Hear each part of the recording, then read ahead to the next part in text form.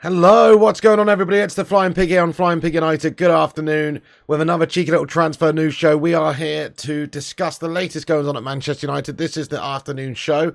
We should be getting on here usually around about 4 p.m. With the latest updates throughout the day. Give you the lowdown on what's going on with Manchester United transfer window. And also we do a 10 p.m. show as well to cover the evening's news. So you better get used to it, my friends. We are a couple of minutes late here today. Apologies for keeping you waiting. A couple of technical issues. We got a lot going on here. So slightly delayed. But thank you very much for waiting patiently for us to get going. You legends. Get in there. Also, you know, good to see you all. Thank you for getting in and waiting in the chat, and smash that like button on the show. If you haven't done so yet, make sure you drop a cheeky little thumbs up on it. You know it makes sense. Give us a little like spike at the start of the show. Let's try and get this sucker to 100 likes. And also, share it around on social media. I've pinned the tweet to the top of the live chat there. You can give us a retweet on social media if you're on Twitter, etc. Give us a cheeky little retweet, and we will shout you out later on in the show, everybody that does that. Thank you to everyone who supports the show by sharing it around, etc. It is really, genuinely much appreciated. Thank you to everybody that's in the live chat here, by the way. Shout out to Stay Gold. Hello, Neil Gilbert. What's going on? Duke of Rodtown. Joseph Ogbodu. Crazy Joe Devola. Nikolai Lindquist. Simon Almeida. How you doing, Mike Jones and Aaron? Primot, get in there, my son. Marky Coughlin. Let's be having you, my son, from Dubai. Avram Glazer, get out. Hashtag Glazers out in the live chat for this toe rag. Chris Barker, Irish365, hello to you, bro. Mikhail Kramer, Stephen Shipman, T Mill, Gungshi. Thank you very much, Jedi Stu. Good to see you, lad. He says, stop by to smash a like. A fair play to you, my son. But thank you for getting in here, Jedi Stu. I appreciate you, lad. Why is there two avatars of everybody there? That's odd, isn't it? Not seen that before. But either way, you know, that's interesting. I don't know why that's happened. It's kind of cool though. I kind of dig it, guys. It's kind of interesting. We got like two avatars for every person there. That's kind of weird. Anyway, either that or I'm high. I don't know what's going on there, guys. Strange. Anyway, hello there, Demooch baby and Lewis Eraser. What's going on? Joseph Abodu, how you doing there, my friend, as well? Good to see you in here. Welcome in, guys. Hello there, J United, Colin Ralph. Thank you for liking the video. And we got some legends in like Don Gungshi, etc. Thank you for joining, guys. Right then, we got a lot to get into, guys. Thank you for joining and getting in here. Yes, I am wearing the zebra shirt again today, mate. It's a personal highlight, personal favourite of mine. Nothing wrong with it. It's a banger. Much better than the new current Gash Away shirt, mate. Absolutely guff, that is. Yeah, not too bad, Tom Charlton. Haven't been up too long. Obviously, we were up quite late watching the Real Madrid United game last night, which wasn't really it, was it? Wasn't really a great-looking performance by Manchester United. Obviously, a lot of things to work on there. For Erik ten Hag, it's early days this season. It's just pre-season. It's just like an experimentation phase and also an educational phase where he's just learning stuff and trying things out, which is why you saw some interesting sort of things like Bruno Fernandes on the right at times. And, you know, obviously, it was a crap game from Man United's perspective. We were sort of outclassed by Real Madrid last night, but it was just a friendly. Doesn't mean all that much. There's plenty to learn there, plenty to improve upon, and I think it just further highlights the fact that we need to get a couple more players in the side. AMRABAT is much needed in that midfield to help control that midfield with his range of passing and his qualities that he can bring to the side. And obviously we need a goal scorer, we need a striker up there. We were unable to get any goals last night against Real Madrid. It was very disappointing, but they are a good side. You've got to kind of just take your hat off and say that Real Madrid are a pretty decent side and they made it difficult for us. And United clearly didn't turn up. The players just were not there, were they? They didn't turn up at all. Thank you, Mark Wallace. Get in there. Crazy Joe doesn't like this shirt. I like this shirt. This shirt's an absolute banger, lad. It's an absolute banger. It's a learning curve, says Neil Gilbert. Precisely. It's early days, very early on in the pre-season as well, and obviously lots to do for Erik ten Hag, plenty to do, but certainly we need to get some more players in to help out, no doubt. Good afternoon, Paul Ennis. Thank you everybody for getting in here, by the way, legends. Right, so let's get into the transfer news and the latest goings on. Obviously that game last night, we'll just leave that in the past. We've got Dortmund coming up at the weekend. Will we have another player in by then? No. Is the answer to that? Obviously not. It's only a couple of days away, and United are trying to pursue a couple of players right now, but obviously they are going to take a bit of time to bring in. So let's talk about the latest updates that we've got. So Fabrizio Romano reporting here, as you can see via this tweet. He said that he understands that Manchester United have scheduled a new round of talks with Atalanta for Hojlund. It will happen this week after the €60 million package bid. Man United remain favourites after a 5-year deal was agreed. Players' priority is Man United, but PSG are pushing. But a current bid falls short of Atalanta's expectations. So seems like United are in control of this transfer at the moment, and it's getting closer with regards to agreeing some sort of a negotiation with Atalanta. Reports are €60 million has been verbally tabled by Manchester United. They might try and squeeze a few extra million out of Manchester United, but things are getting closer, and we are now having scheduled another round of talks with Atalanta for Rasmus. So that's great news. Obviously, things are progressing nicely there. You know how United can be, though. It is quite a slow process sometimes, but hopefully we can get this one done reasonably hastily. Man United desperately need to get this guy in, need to get a striker. I guess we've advanced in some ways. A little while ago, it was announced by Fab that we'd agreed a 5-year deal, obviously, with Rasmus Hojlund. So he obviously wants to come and join Manchester United. The understanding is the priority for him is to join Manchester United. It's on the back of PSG actually submitting an offer earlier on today. Here's a report from David Ornstein that says that PSG make an offer to Atalanta for Rasmus Hojlund. Piss off, PSG. Do one. You know what I'm saying? Back to the Farmers League you go. Do you know what I mean? Stop sniffing around our guy, yeah? You're stuck with that Kylian Mbappe one-away melt. Enjoy it, all right? And leave us alone to go and get Rasmus. But PSG have made an offer to Atalanta for Rasmus Hojlund.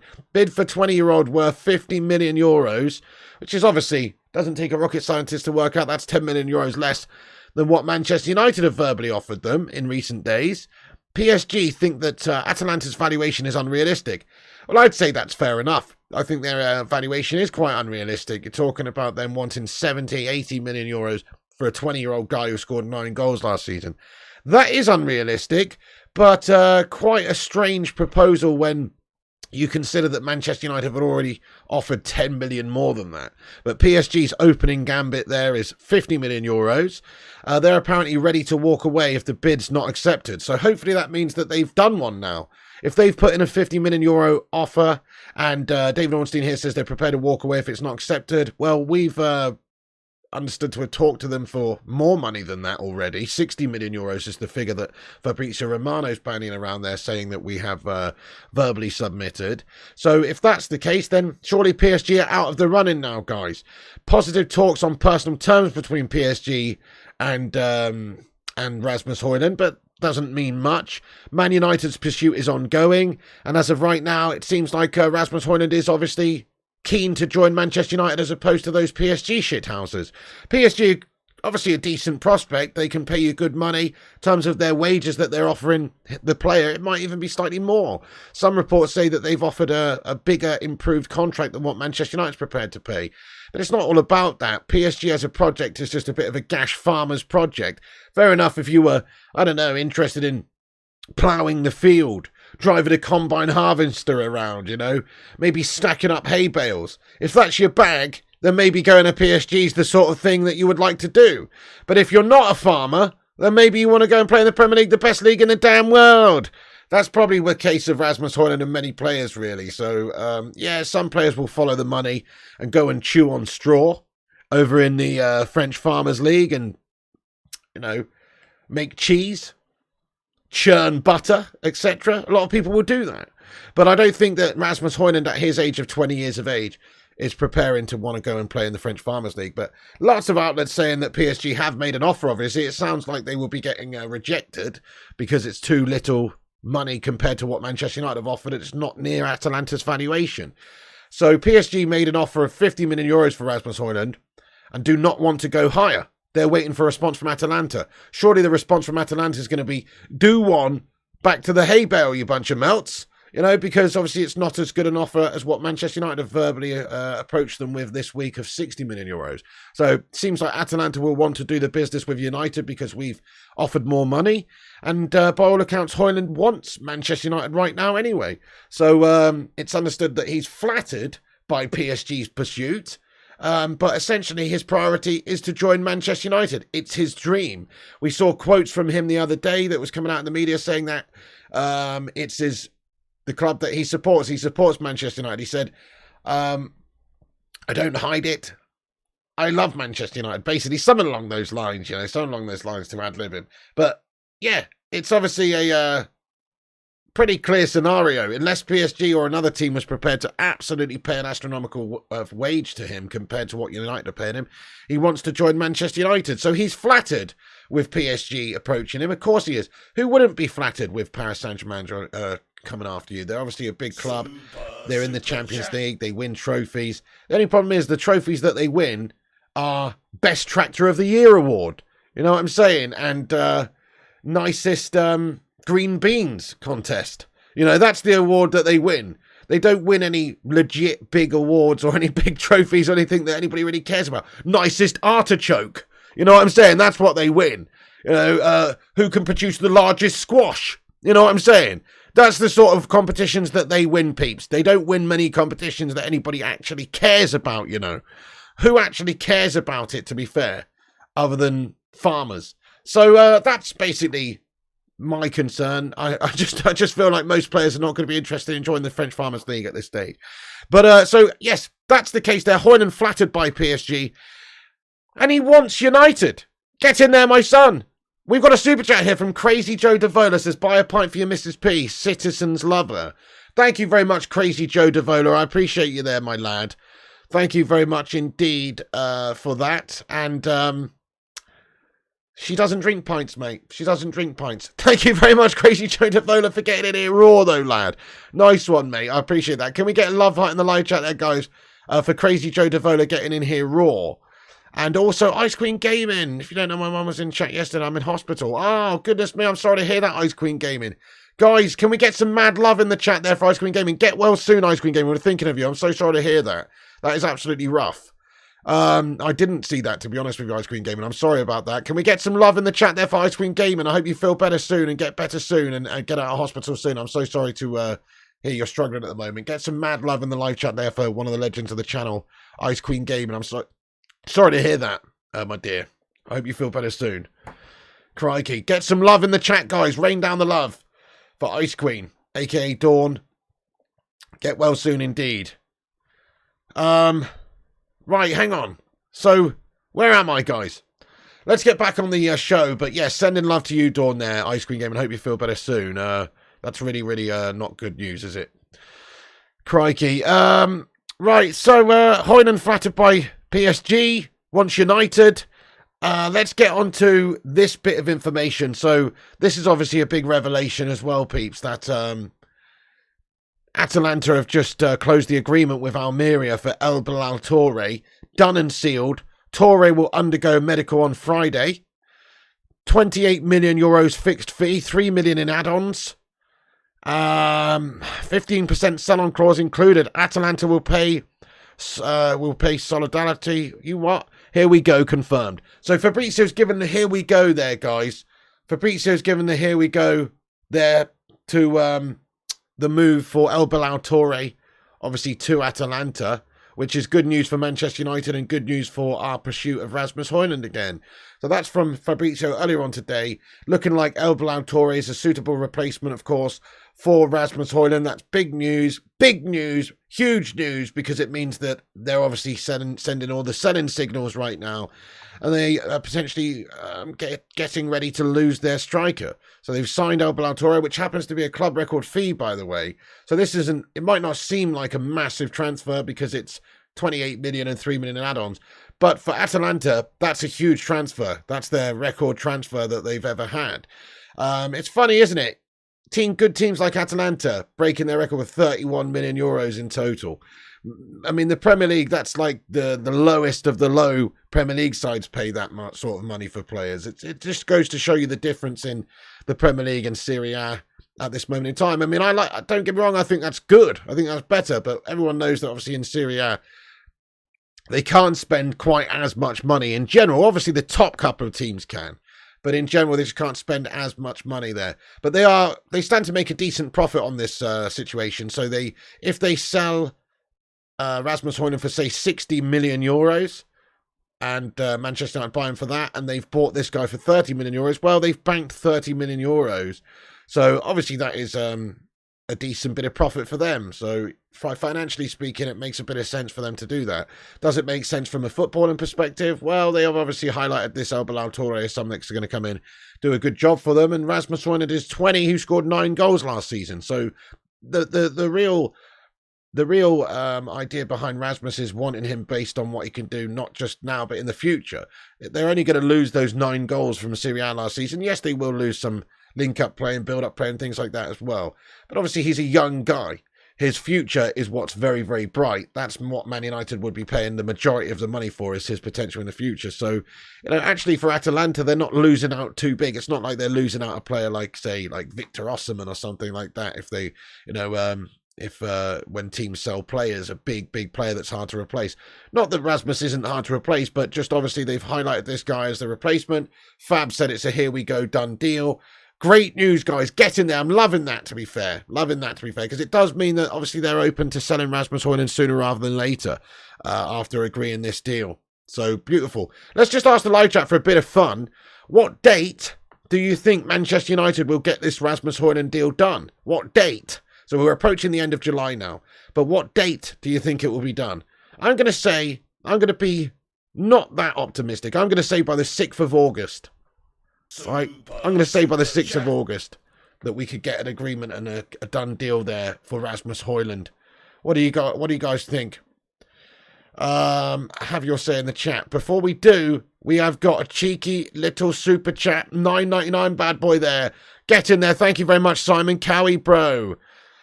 Sing Games, do you know why we've got double comments here, mate? I actually can't figure it out. It's weird, isn't it? Anyway, it's all good, though.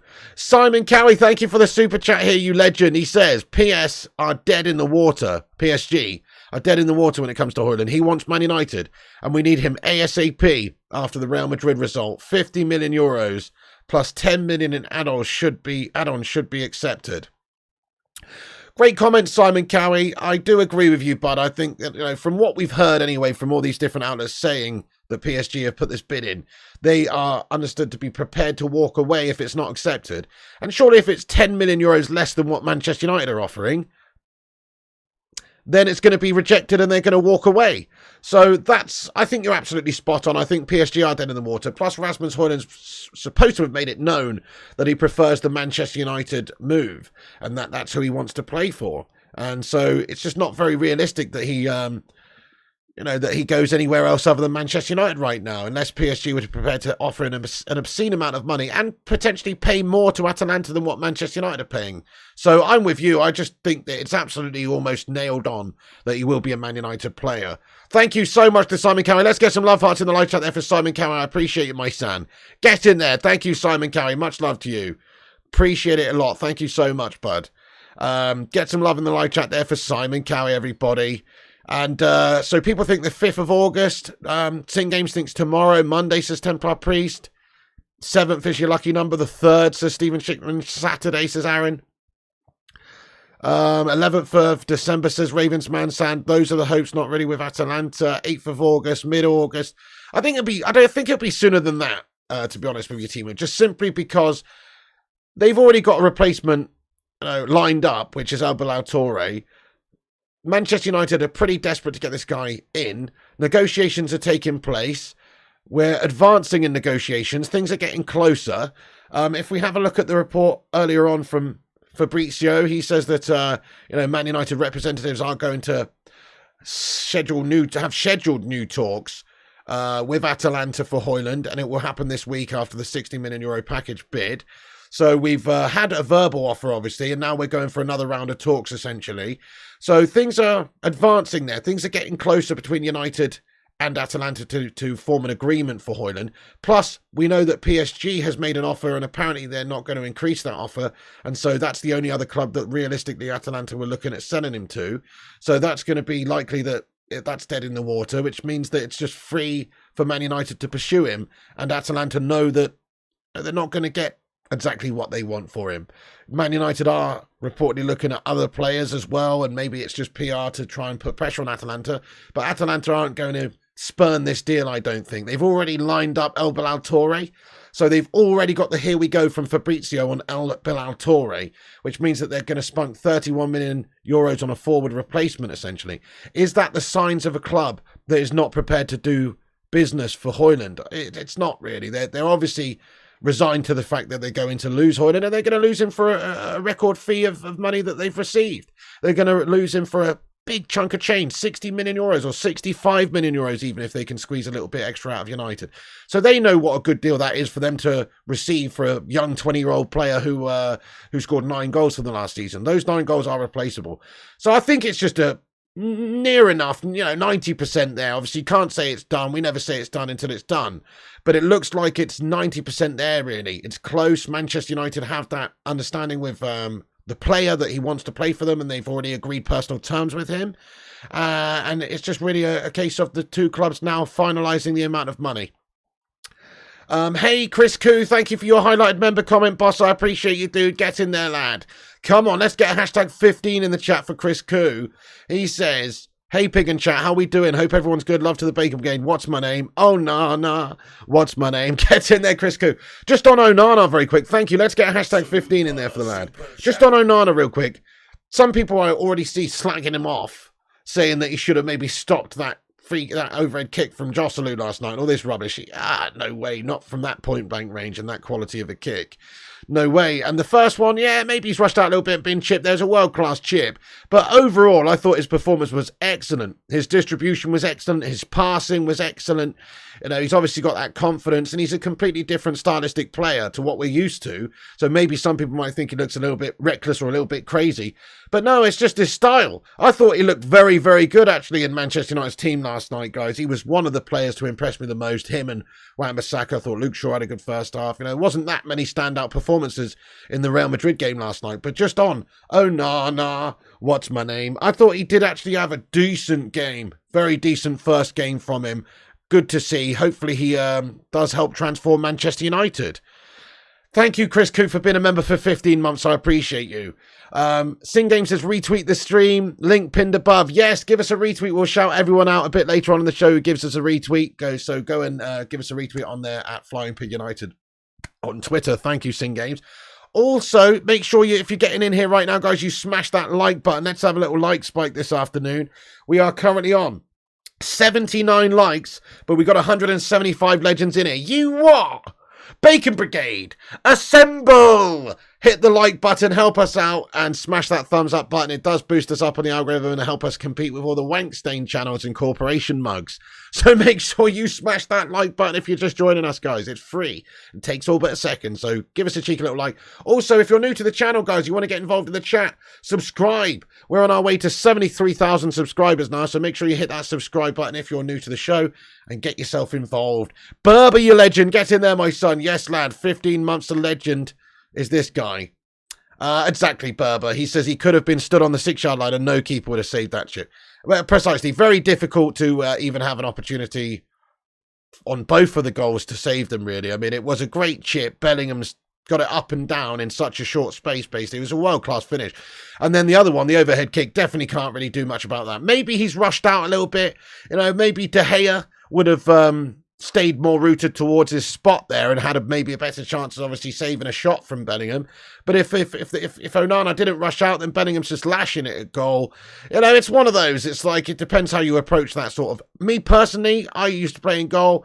I would always rush out at a player in that scenario and try and close down the angle. So I think he fundamentally did the right thing. It was just a world-class chip from Bellingham. And plus, like Craw says, he thought he was offside anyway. So maybe in the league, if that had actually, had VAR to look at, it wouldn't have even counted anyway. So we wouldn't even be talking about that goal. So that's a very good point. Perhaps that was offside. Chris Barker says it was offside. The finish is a moot point. Precisely. Absolutely. So, guys, what do you think? Do you think that goal was offside or onside? Having watched it back, I think it was probably marginally offside just by a Nats ball bag. It wasn't hugely offside, I don't think. Some people were saying, like, he was massively offside. I don't think he was massively offside, but I think he was offside. So, it shouldn't even have counted. It's just the fact that it was a friendly game and there's no VAR or anything. So, therefore, it's been given. But realistically speaking, that wasn't even a goal. He was a mile offside, so stay gold. Yeah, me too, Mr. U. Very, very much liking him at the moment. Boom, he says offside. It's not offsides' legacy. 2 offsides to stay gold. Yeah, so just off, says Gungshi. I think it was just off as well. Offside, says Mr. U. Offside by Miles, says Cass. Mikhail says it was tight. The spider was almost on the line. If it was offside, it's marginal. Wan-Bissaka daydreaming, right? Yeah, fair play. Yeah, fair enough. Okay, so, I think it was just about offside anyway. Offside by about 2 meters, says Boomy. Don't know about that.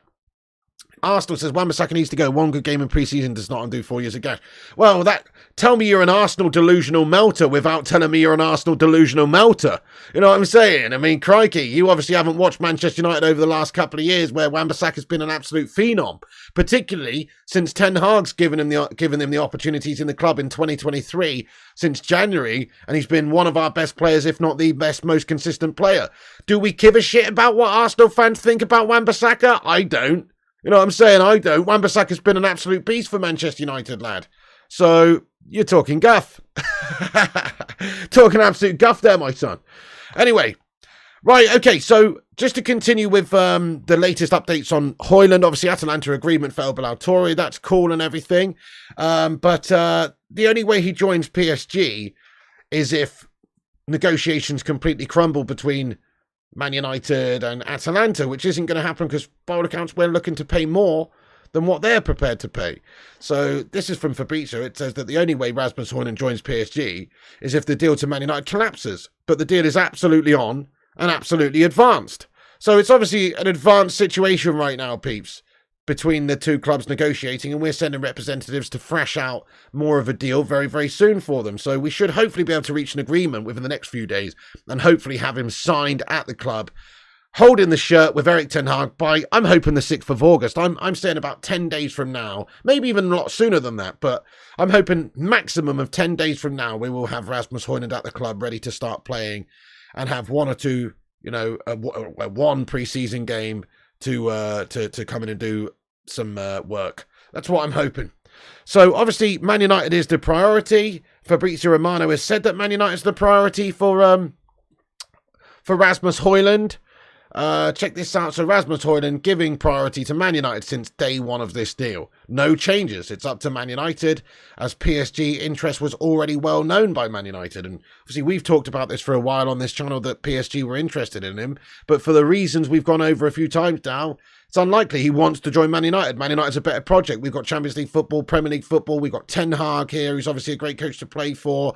We've got a great set of players, an exciting set of players, the right mentality set of players as well. Not just a bunch of overhyped, overpaid, over-the-hill prima donna meltbags that exist at PSG riding around their bloody tractors up and down the motorway, guys. Doing 20 miles an hour. Nobody wants to play in the Farmers League. And Man United is obviously a much better prospect at the moment with a fantastic project in front of whoever goes. Plus, think about what sort of a position in the team Rasmus Hojlund has as an opportunity right now. Unless we were to sign Kane later, he's got free reign of that number 9 role at the top of the pitch. What a prospect that is to be United's main goal-scoring beast over the next few years. I think it's a big, big draw for any young player to want to go and play for Manchester United right now. So for that reason, brilliant. We're going to get this guy. Come on. It's 90% there, peeps. I think we're 90% realistic to sign Rasmus Hojlund very, very soon. What's that then, Marky Wallace, lad? You what? I am being realistic, Mark Wallace. I am being realistic. This deal is essentially, almost there. It's much, much closer than anybody else's prospect of signing Rasmus Hojlund, lad. Yep. Biggest club in the world. Well, certainly historically we're right up there. Unfortunately, with what the Glazers shithouses have done to us recently, we're not quite there at this moment. But certainly at the moment,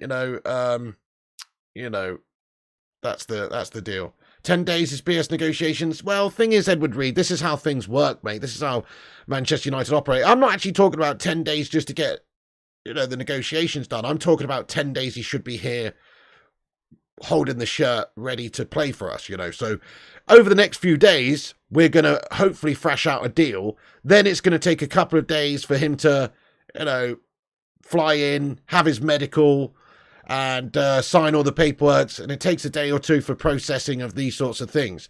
So, best case scenario, a week. It's not going to be in the next couple of days that we actually sign him, I don't think. We might announce an agreement soon enough, But obviously, it takes a few days beyond that to actually get a player in. Look at what happened with Onana, the Onana situation. It doesn't all just happen overnight. It's going to take a few days to actually get them in. So that's why I'm thinking the 6th of August or somewhere around about there. Give it 10 days and a maximum of 10 days. And that will be the case. Obviously, the agreement between the two clubs should be coming a lot sooner than that. So, do we get an will we have a done deal situation, done and dusted situation very soon? I mean, I'm not convinced. I think it'll be at least a few days. The reason is, I mean, look at this. So we know that we've already had verbal negotiations with them. Verbal negotiations, 60 million euros offered yesterday or the day before. That's what's known. 60 million euros verbal negotiations. But Fab says today that he understands that United have scheduled new rounds of talks. A new round of talks. New round of talks with Atalanta for Hojlund. It will happen this week. So sometime this week, we've scheduled a new round of talks. Okay? Does that sound like it's imminent, like it's going to happen tomorrow that we'll have an agreement? It doesn't, actually. Probably take a few days. Plus then, after a verbal negotiation and verbal agreements have essentially been thrashed out, then it's a case of submitting a written offer. So I'm just trying to be realistic here. I don't want to get anybody's hopes up that it's going to be tomorrow or anything like that. I guess it could be, but Manchester United obviously still have to go and have these talks, still have to reach an agreement, and still have to actually formally submit an official written offer, which will then get accepted. There's a process you've got to go through here. So it's going to take a few days in order for us to even get to an agreement, I think. And then, obviously, there's got to be a medical conducted, he's got to fly in, etc. So it's not just going to be, oh, Rasmus Hojlund is here ready to play Dortmund or anything like that in the preseason. It's not going to happen. It's going to be at least after the Dortmund game, peeps. So just to give you an idea of a time frame, I think it's not going to be an overnight thing.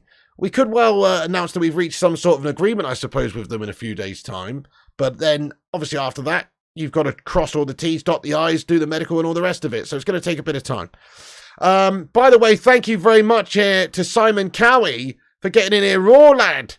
With a 19.99 super chat, mate. Thank you very much indeed there, Simon Cowie. Get in there, you beautiful man. Guys, get some love hearts in there for Simon Cowie. He says, Onana had a good start. It was his first game with a defence he has had little time with. I think Hojlund will be signed by the 6th of August in Dublin. Go on, Simon Cowie. Yeah, similar to me. You're sort of similar to me in the time frame aspect of it. Thank you very much there, Simon Cowie. Appreciate that. Onana had a good start. I think so too. Let's give Onana a rating out of 10 then, folks, for his first game as a United player. It's a pre-season friendly against one of the best teams in the world. Let's give him a rating out of 10. I genuinely give him a 7.5. 7.5. I think that's a pretty good solid game for him. And a lot of that's from his play with the ball at his feet, not even his saves. He made a couple of good saves, but I'm talking about his play with the ball at his feet, the distribution, the getting out there. I think he played like 22 passes or something in the game, all of which met the target, 100% passing accuracy, short passes that is. So you're talking about a really fantastic, comfortable distributor from the goal, and he's coming out of his box. He's almost playing like a distributor role, almost like a defensive midfielder at times. So he's obviously done a very, very impressive sort of difference of a performance than what we're used to seeing as a goalkeeper at United. 7 says Berber, 3 says Craw. That's harsh, mate. That is just harsh.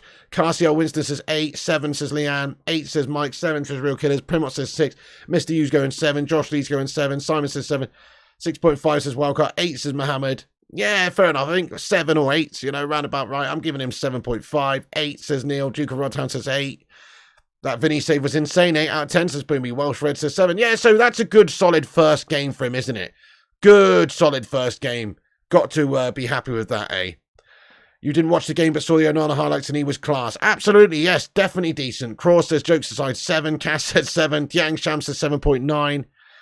Oh, such a shame about Mainu, guys. Hopefully he's going to be all right. So he was pictured leaving the stadium on crutches as well. Doesn't look good. Hopefully he's okay. We haven't found out more about the sort of severity of the injury at the moment, as far as I know. But he left the stadium on crutches. Never a good sign, is it? Very, very sad about that.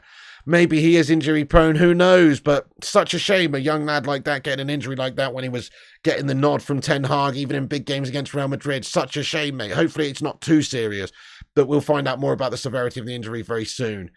Such a shame about that. I'm gutted for the lad. Gutted for the lad. Okay, so just a quick rundown of what we discussed about Hojlund. Then we'll get into the live chat quickly, and then we've got a few more different stories to discuss as well about United's transfer news dealings today. Keep subscribing to the channel. We're nearly at 72,530 now. Keep subscribing to the channel if you're new to the show. Get your thoughts in. Also, drop a like on this video. Smash the like button. Don't forget to drop a like on it if you're just joining. And also get your thoughts in and out the live chat. We will have a bit of a Q&A in a minute round about Hojlund, just to discuss Hojlund's situation. But just a quick rundown of what we discussed. So, yep, Fabrizio says new round of talks for Manchester United scheduled very, very soon over this next week. Should hopefully have a time frame of a few days before we can reach an agreement with Atalanta for the sale of Hojlund. And then obviously got to formalise a few things after that, medical, paperwork, etc. So it will take a few days after that as well. So best case scenario, we could maybe sign him in 5 or 6 days, but I'm thinking up to 10 days could be the time when we actually do have him at United. So get in there, my son. But it's looking very good, guys. It's approaching, you know, the confident position of we will get him. It's approaching that, but we're not quite there yet, but it's approaching that. Also, as I say, PSG made an offer for 50 million euros. Earlier on, we were talking about this, obviously, and PSG made an offer to Atalanta for Rasmus Hojlund. For 50 million euros, they're understood to think that that valuation of Atalanta's for more than that is unrealistic, and they're ready to walk away. If the bid is not accepted, it probably won't be accepted, because let's face it, Manchester United have understood to have verbally made a 60 million euro offer, which is better. So why would they want to sell him to PSG for less money? It's not going to happen. So they're going to reject that offer, aren't they? Positive talks on personal terms, doesn't matter. Rasmus Hojlund wants to join Manchester United.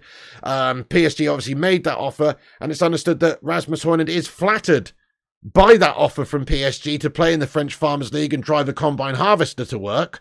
But his priority is to join Manchester United. It's his dream.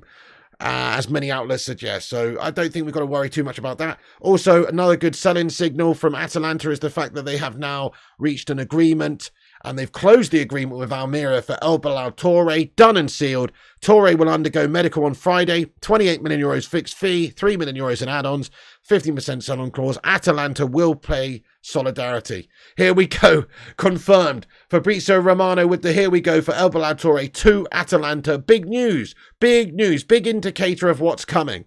That's a big indicator of what's coming. Come on, Hojlund.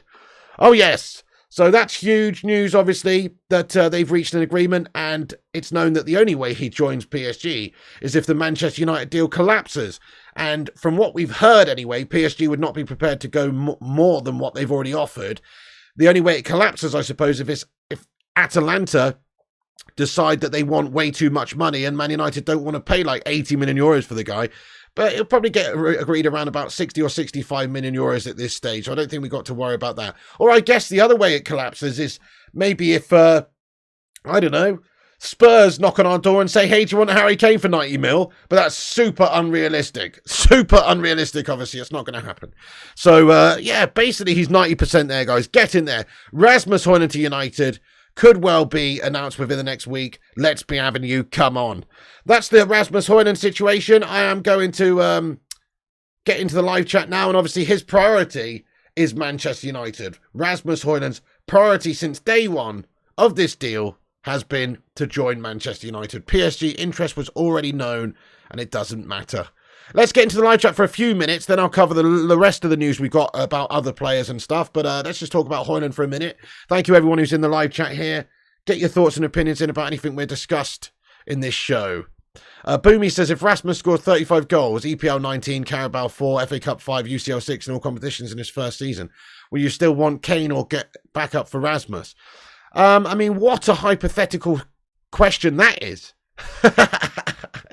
But yes, I mean, I would still want Kane. I'd still want Kane even if Rasmus was capable of scoring 30 league goals. It's about having quality and strength in depth. And Man United, a huge club like United who want to try and topple the likes of Manchester City, we should have ambition to go and get as many top players as we can get. And Kane's certainly a baller and a top player. Rasmus, I would honestly don't think he will score that many goals for us in his first season that you've just said there either. But even if he did, look, it's no bad thing to have Kane and Hojlund, is it? Kane and Hojlund would be immense to have in the team. You guys missed your chance with Kane. Well, it's still raging on this summer long, isn't it? PSG supposedly have an interest in him. Bayern Munich obviously have got the most likely interest in him at the moment as well. But every possibility that, I don't know, things change later on in the window maybe, and perhaps if we can sell players, we could go and get Harry Kane. There is a small possibility. I mean, look, we've got a report here from James Ducker. Let's just put this up on the screen. So you think we missed our chance with Kane? I don't think we've even tried with Kane yet this summer, have we at all? But James Ducker from the Telegraph says, unlike any move for Harry Kane, Man United would not have to sell to buy Rasmus Hojlund. However, they're expected to fetch enough through sales before the close of the window that a bid for Kane would not have been totally beyond reach. So we don't have to sell to buy Rasmus Hojlund. But if we wanted to buy Harry Kane, we would have to sell a heck of a lot of players in order to generate the cash for Harry Kane, right? So I guess it's not completely beyond the realms of possibility. We could generate cash and maybe go in for a cheeky offer for Kane, but it's very, very unrealistic. It's super unrealistic, particularly if we're going to buy Rasmus Hojlund. But as we said many times this window, there's a lot of gash players at the club that we could generate cash by selling. Donny van der Beek's one of them. Fred's one of them. McTominay, Martial, Bailly, Slabby Maguire, Henderson. You know, that's a lot of players that would generate enough cash to cover a transfer fee for Harry Kane and his wages, considerably more than that. So obviously it's not completely impossible that we could maybe be tempted to go in for Kane towards the end of the window. But we have to be realistic that obviously Kane's probably going to be going to Bayern. Who knows, but he probably will be, unless he's absolutely adamant he wants to play in the Premier League and just says to Spurs, no, sorry, I'm not going. I'm not fucking leaving. Unless he says that, then Bayern will probably end up getting him because they won't have to pay as much money as Manchester United would have to Spurs to sign him because he's in a different league. So they're kind of free to go and sign him at this stage. But if Man United were to sell all of those players we just previously mentioned, then we could go and get Harry Kane. We would have more than enough freed off the books in terms of wages to get Harry Kane. In fact, we'd have enough to get Harry Kane in terms of wages just by selling Martial and Maguire. So we could pay his wages. That's not a problem. It's the transfer fee. It's what Spurs are like to deal with. It's whether or not they'd accept a reasonable offer for Harry Kane, either now or at the end of the transfer window. And if it's at the end of the transfer window and he's still here, I guess the likeliness of it happening would be much higher. Because if he's not going to go to Bayern or it lingers on all summer long, then Spurs are going to have to start sweating away there and face the prospect of maybe losing him in a year's time for free if they don't want to do business with a team like Manchester United. So, like I said, Rasmus Hojlund's 90%. Well, this guy's 10%. It's really unlikely that we're going to sign him. It's a 10% chance that we could sign him. It's very unlikely. All the stars would have to align for us to sign him. Somebody would have to come and buy Maguire. Somebody would have to come and buy McTominay for decent money. Fred and all these guys. Donny maybe. Martial and all these players we mentioned maybe would have to be sold for us to be able to justify spending that amount of money on Harry Kane before the end of the window. So it's probably not going to happen, but I guess you can't rule it out entirely. There's a small possibility. Obviously, I want Harry Kane. Smash a 1 in the chat if you want Harry Kane too. And smash a 6 in the chat if you think, no, he's an absolute guff bag, Spurs melt, doesn't win any trophies and isn't what Ten Hag's going to require to do the business for us. But honestly, Hojlund and Kane is my dream. It's a wet dream. You know, Hojlund and Kane at the club at the same time would just be so good. We'd have so much firepower up there. We would have so much firepower and we would have exactly what's required to maybe go and challenge those Manchester cheaty bastards. Because right now we just don't. And even if we get Hojlund, look, he scored 9 goals last season in Serie A. He's not there yet. In the future, he's going to be an absolute boss player. United need an experienced Don to come in and score all of the goals for us right now that we need. And we need somebody like Rasmus Hojlund, who's the youngster, who's the prospect, who's the guy to take over the mantle in a few years' time from that experienced head. That's kind of what we need. So we need both of them. Make no mistake, we need both of them. Manchester United need the ambition to go and get both of them. But it's not very realistic because Spurs are scum to deal with and they'd rather ship him off to Bayern Munich to play in the Bundesliga than let him go to a rival Manchester United. So it's unlikely. Simon says Pig Kane is unrealistic because Spurs will ask for over 100 million from a Premier League club, while Bayern will get him for less. Spot on, agreed with you 100%. That's exactly the tale of the scenario right now. is that they would prefer him to go to Bayern for less money than they would to United. We'd have to kind of break the bank. Maybe we could include a player in the opposite direction to make it not so crazy and to sweeten the deal for them a little bit. But I just don't see Spurs wanting to do business with Manchester United. That's the reality. It's very unlikely. So I'm with you. I think they'd much rather sell him to Bayern. Plus, Bayern gives him what he needs, winning the Bundesliga every year and trophies before he retires. Man United, there's no guarantees for him. So maybe Kane wants to go and join Bayern Munich anyway, just to finish his career as a winner.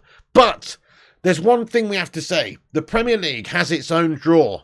It has its own pull for players. It's the best league in the world. It's much better than the Bundesliga. The Bundesliga is probably like the fourth, or at the very best, the third best league, probably the fourth best league in the world, whereas the Premier League's the best. Everybody knows that. And Kane's played within the Premier League for his entire career now. And would he want to win that Premier League winners' medal before he retires? I'm sure he would do. Not to say that he definitely would by coming to United, but the chances would be massive for him to do so, I think, before he retires over the next 3 or 4 years. So I think if you're Kane and you want to do that, plus he wants to maybe get the record off Alan Shearer for goals. I don't think he's personally that bothered about individual records, but certainly trophies-wise, Premier League winners-wise, he would want to have a go at that. City won't have him because of Haaland. So what's he left with? He's left with Manchester United as a realistic prospect for an English club to go to. So if his heart's dead set on playing in the Premier League still, which it might be, if I was him and there was an offer on the table, this is completely hypothetical, but there was an offer on the table from Man United and one from Bayern, I'd join Man United all day. Because Man United's Premier League, it's a huge club with an amazing history, and we could go on and win things, like RVP shipping over from those Arsenal scumbags to come and win a trophy, to come and win a medal. That's the idea. So I think Harry Kane would look at the prospect in front of him at United and go, yeah, I want a piece of that action. I'm sure he would at Bayern as well if that's the only offer on the table. The key thing here, really, that I would like to say is that Manchester United actually have to go and try to sign Harry Kane, because we're not at the moment. And we don't even know if Ten Hag wants him. Probably not based on what we've done already, going in for Rasmus Hojlund and spunking our big amount of money that we've got in the transfer kitty on him, potentially.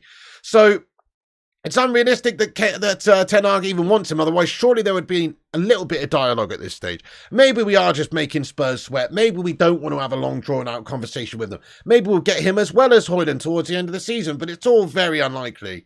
But Kane is what we need, guys. Kane is what we need. Danny B says if we get Kane now, Glazer Rat's going nowhere. Hey, Danny B, and somebody said yesterday, Kane's a Glazer type signing. Kane is a Glazer type signing as well. Fair point. If they were to go and get Kane, I guess it's a good indication that they would not want to go anywhere. There you go. So, Kane won't leave London. He has all the aces in his hand. Interesting, Mark Wallace. I don't really get that, to be fair, lad. Why wouldn't he leave London? I mean, he's not going to stay at Spurs. He's not going to join a different London club. He's not going to go to rivals Arsenal. He's not going to go to rivals Chelsea. So he's not going to join another London club, is he? He would join only one club, I think, in the Premier League right now. He's not joining City because of Haaland. He's not joining the London clubs because of the rivalry with Spurs. He's not staying. He probably doesn't want to stay at Spurs and sign a new contract because he'd be destined to win nothing and retire a loser and a spud. So I think, Liverpool are Europa League guff bags. They're not in the running. They wouldn't pay that money anyway, I don't think necessarily.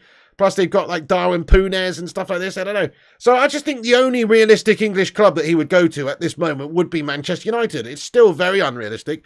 But because of those reasons I just mentioned, I don't see him signing for a different club. Bayern's the one, isn't it? That's probably the most realistic prospect for this guy. But it's a shame.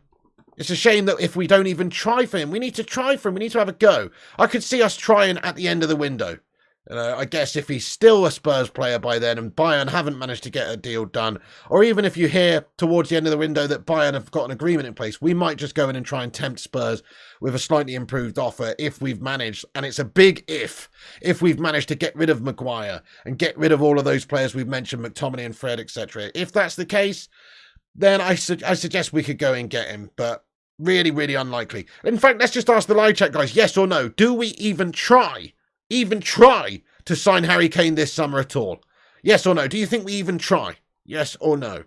So there's a big difference between trying and actually getting him, but I'm asking you, do we even try? Do we even bother? Yes or no? Let us know. Fire Up says yes. Luke says no. Josh says no, says Superstar. Yes, says Gregory Burke. Yes, says John Boy. No, says Jamie. No, says McKay.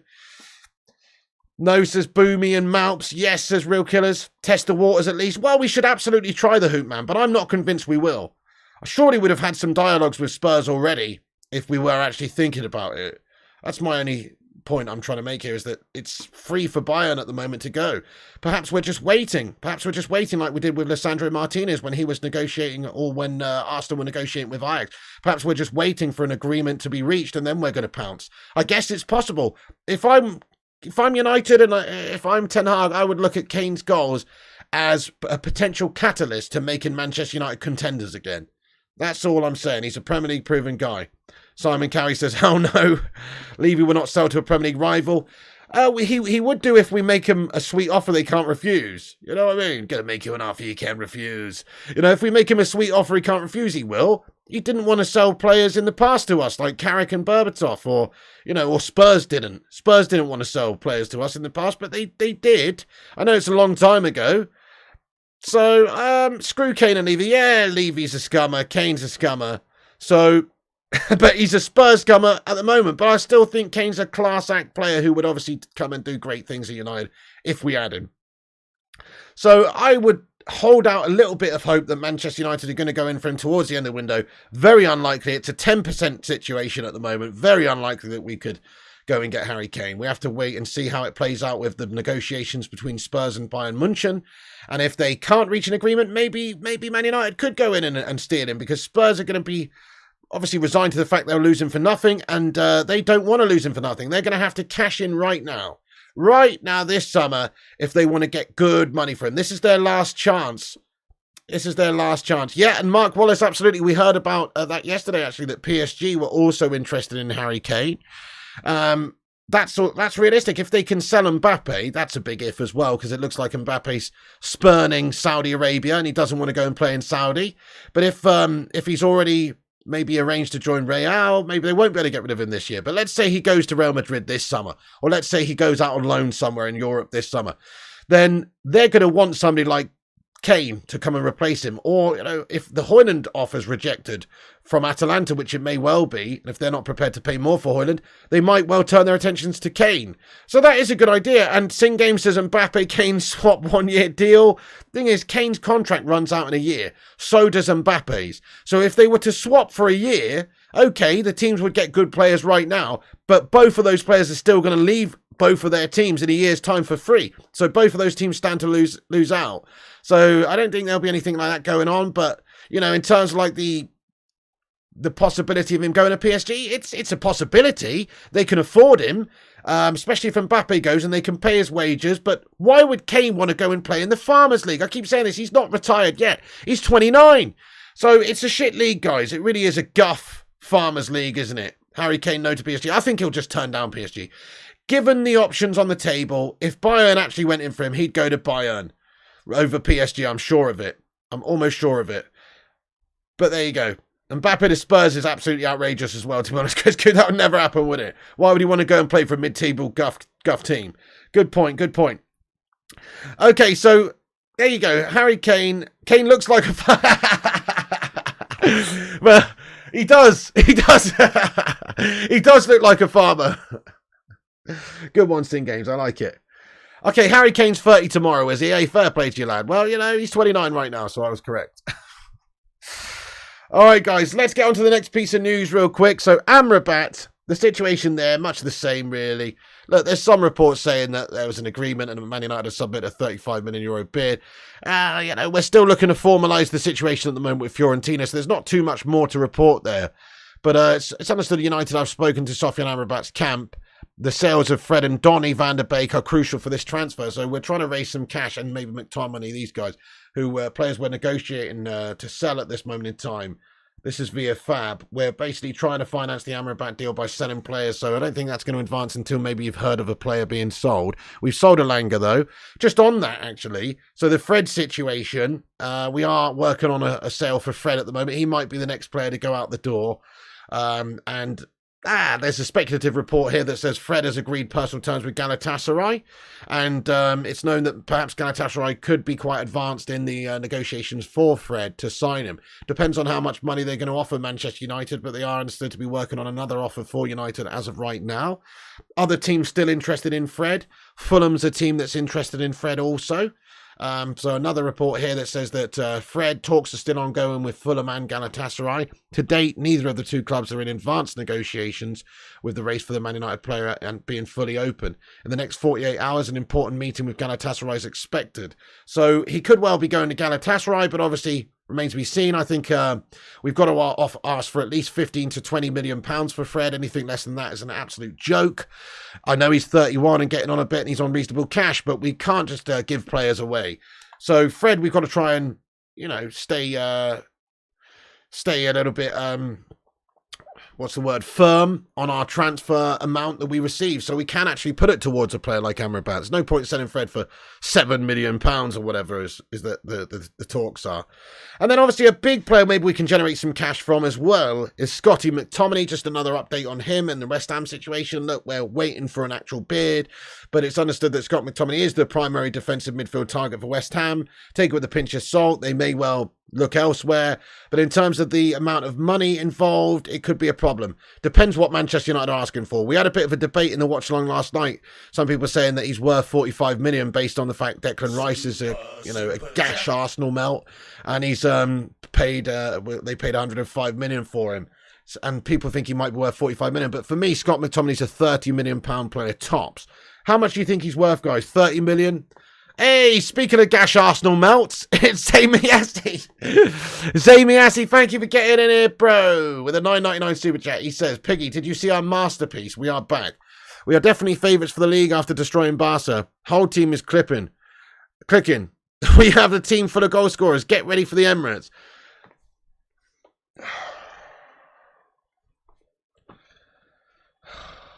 Oh, my God.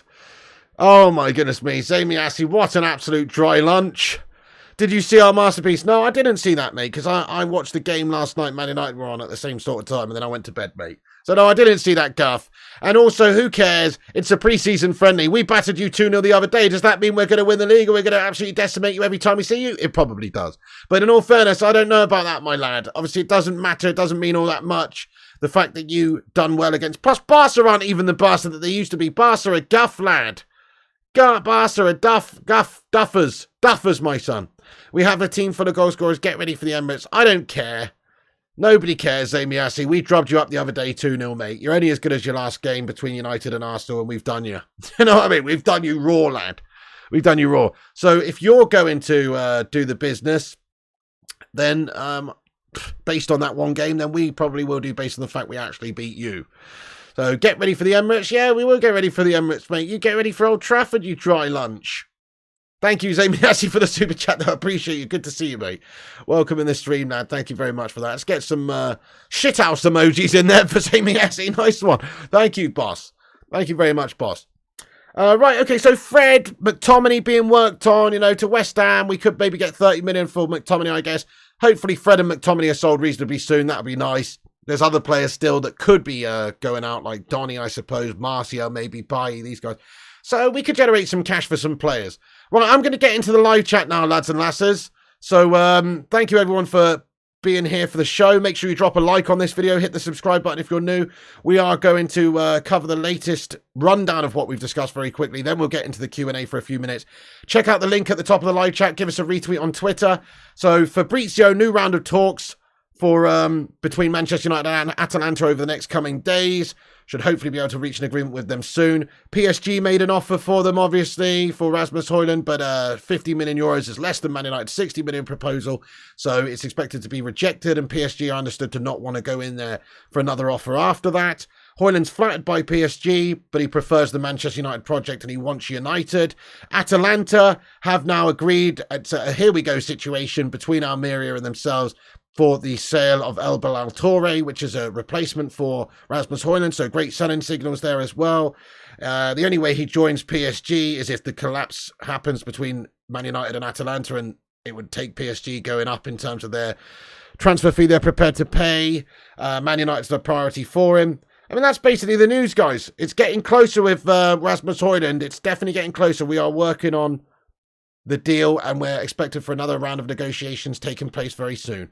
I'm going to get into the live chat now, everybody. Thank you, guys and gals, for joining us and getting in the stream. Just drop a like on this video if you haven't done so. How many likes are we on? Let's have a look. Also, give us a share on Twitter. I'm going to go into Twitter right now and shout everyone out. We got 123 likes. Keep hitting the likes, guys. Let's see if we can get 150 by the end of this show. And let's just check out what's going on my Twitter page here. Shout out to everybody who's retweeted the show. Let's have a little look-see. So, shout out to everyone who shared the channel on Twitter. How many people? It is 11 retweets. Thank you, everybody, for retweeting the show. Let's see what legends have retweeted us. We have got retweets here from Aaron Homeyard, J United and Gaming, Jarvis Cocker, Sin Games, ADV, Stephen Braun, Jaden, Jamza Highlights, John Boy Cat, Boomy, and Kieran. Thank you, legends, very much indeed there for giving us a retweet. I do appreciate it. Get in there. Right, it's Q&A time, guys. Time to have your say. Get your thoughts and opinions in about anything we've discussed. I mean, that's, yeah, fair play, Mark Wallace. It doesn't really bode well, does it? We've got to hope that we've got to hope that we can actually move on these players this summer. It's difficult. You lost all respect for Arsenal when they blew up and lost the league to Man City. Oh, that was pathetic, wasn't it? What an implosion. I think that might be the biggest bottle job in Premier League history, actually. Honestly, I know there's been some rough ones. You know, I mean, United actually had one, didn't we? That year that City won on goal difference. I seem to remember we started the league so well. I think we won a crazy amount of games in a row and stuff, and you know, ultimately we petered off. But that wasn't a big bottle job compared to Arsenal. Also, other bottle jobs that have taken place, obviously, you know, Newcastle United had one back in the day. I think that Arsenal season, last season, is the biggest bottle job. Liverpool with the Slippy G situation as well, absolutely craw. Big bottle jobs from them. There's been some big bottle jobs over the years, but Arsenal may be the biggest bottle job in Premier League history. I don't know. Very big bottle job. Very big bottle job. Mikhail says, Pig, considering he trained with his new teammates for less than a week and his debut was one of the best teams in the world, Onana looked fine. I think he was very good, Mikhail Krim. I completely agree with you, lad. Really, really impressed by his first game. It's been a whirlwind week or so for him as well. Once he's settled in, once he's got a bit of an understanding with his teammates, he'll be even better. So, yes, absolutely. Keegan Easy, yeah. I would love it. I would love it if we beat them. That was a proper bottle job, wasn't it? They were like, I don't know, 12 points clear or something. We're not that many games left. And they bottled it, lad. Arsenal will be the Chelsea of last season, USC, says Cass. Good question. I think it's around about 2 a.m. Welsh Red. 2 a.m. UK time, I think. Top of the league for 85% of the season just to bottle it. Yeah, that's crazy, isn't it, Boomy? They literally led the season for so long and then absolutely bottled it. Arsenal were in total control, then looked like a mid-table side for the last 10 games. Yeah, they lost to a lot of teams they shouldn't have lost against. I mean, fair enough. They lost to Liverpool and they lost to City. But they actually lost to Liverpool from a winning position. Weren't they 3-1 up, I seem to remember? And then they just shat it. You know, and then they lost to a few teams they really shouldn't have lost to and dropped a bunch of points. They completely bottled it. The human slab's still slabbing around. His slab at our club. The slab needs to go. He's wearing us down like an anchor. Good point. Yeah, well, it's just trying to sell the guy. It's very difficult to try and sell him. Raymond says, do you want Anthony, Rashi and Hojlund front three? I think Hojlund would be the weak link. Yes, I do want that front three, Ravens. And maybe at the moment, because he's young, but in the future, he should be an absolute baller. You know, and obviously Kane and Hojlund would be the one. Hanson, they'll never do it with kids. Bottle comment. Oh, Alan Hanson, they'll never win anything with kids. They'll never win anything with kids. Yeah, that's right. What a bottle merchant. Crazy Joe, get in there, my son. Rashford, not a striker nor a winner. I think his best position is a second striker and a 4-4-2. Do you reckon IQ Insane? He's a great winger, to be fair. IQ Insane as in a inside forward in a 4-3-3 type player, I think. But no, fair enough. That's an interesting take. Is Scotty injured? Finished on the floor last night? Don't know. Probably. Yeah, not good, mate. Think he is, but we've got to wait for more to come out about the time frame of it. Hopefully he's all right. Kobe Mainu left on crutches, though. That's not good. McTominay picking up that injury towards the end is a big concern. Obviously, we're trying to sell this guy right now. Scouse accent, Boomy, fair play to you, my son. Thank you for getting in here, lad. Appreciate you being a fucking viewer of the channel, mate. Appreciate you getting in here, mate. Get us a job. You scratched me fucking car, lad. Pig Arsenal said, here you go, last City season. They did. They literally handed it to City last season, unfortunately. Okay. Right, guys, it's 5:15. I'm going to wrap this stream up, actually. It's been an absolute pleasure. I'll read one or two more comments out, actually. You just hope people don't jump on Hojlund's back because he isn't going to bang in 50 goals. Precisely. He's young and he's time to adapt. I'm going to wrap this stream up. That's the latest news, though, peeps. That's the latest news. The latest updates and the goings-on at the club. We'll give you the updates later for the evening show as well. We'll be back on around about 9:30, 10 p.m. for the evening show. So come and join us for that, guys. We'll give you all the evening's news in regards to United. Hopefully some more revelations. Hopefully some more transfer dealings. We'll keep you posted. Thank you, Chris Barker. But there is the latest updates in regards to Hojlund and everything. PSG beard, all the rest of it. Thanks for tuning in. Come back after this video's finished. Get your thoughts and opinions in the not live comment section. Have your say. Let us know your opinions on anything that's happened. Also, get yourself a cheeky little comment in there after this video has finished. And let us know, do you think we got a chance of Harry Kane? Do you think we got a chance of Harry Kane, guys? Probably not. Probably not. But come back and let us know. And also, drop a like on this video before you go. Hit the thumbs up button if you haven't done so. Drop that massive like on it. Give us a big like before you go. And also, subscribe if you're new to the channel. Click the bell icon for notifications. You can follow us on Instagram, Facebook, Twitter, TikTok, Twitch, and Kick at Flying Pig United. On all those places, and links are in the description of this video. Check out the website, flyingpigunited.com as well. Thanks for tuning in, guys. That's it from me. There's the latest afternoon news. See you later on for the evening show around about 10 p.m. And get in there, you beauties. Thank you, Cass. Thank you, Simon Cowie, for the super chats as well. Thank you all the mods like Primot and Gungshi and all the members of the channel as well in green.